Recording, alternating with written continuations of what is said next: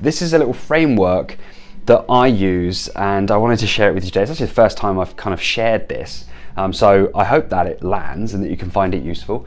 But it's all about this idea of a warrior mindset. And when I say warrior, I mean warrior with an A, not with an O, because worrying about something is a waste of energy, especially when it hasn't actually happened. So what we want to do is understand that there are three mindsets, or three kind of mental environments, okay, that we find ourselves in as people, in particular as business owners. So the first mental environment is one of a fight.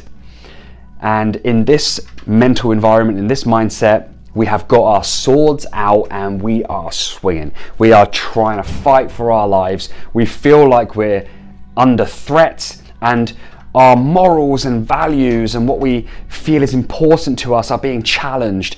And there's a whole load of people and things that are trying to attack us. I think we've all had days like that. I certainly have. And I know that when I'm in that mental environment, I just have to keep going. And that's the same for you. If you feel like that's where you're at right now, if you're in the fight, then just keep standing up for what you believe in. Keep fighting. Know that there are other people stood next to you, fighting with you and for you as well, that you are not on your own, and that you will eventually come through the other side, right? You have to believe that. If you don't, then you may as well give up. But I know you're not going to give up because it's important to you. So a little bit of my advice when I've been in a situation like that, like you've got to minimize the unnecessary attacks from things that aren't important, and just fight for what is important there and then, whatever is in front of you.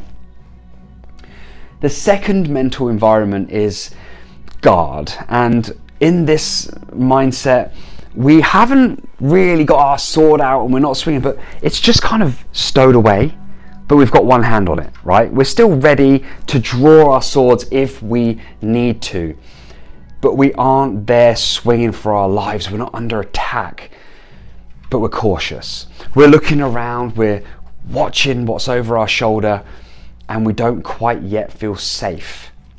I'll be completely honest with you, I think this is the most exhausting mental environment to be in, because you start questioning whether you're going to have to come back into the fight, whether there is a threat or a danger just around the corner. And to be honest with you, you're a little bit tired from the previous fight. You're questioning whether you've got the energy to go again.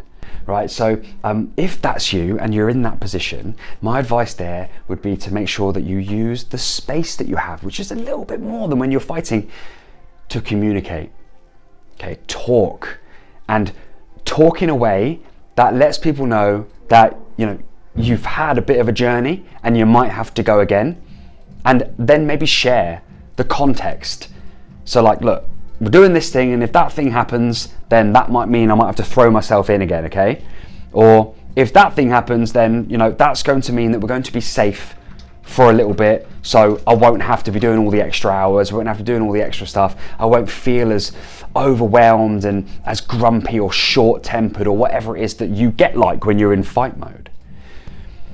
So then let's look at mental environment number 3. Now this is all about safety.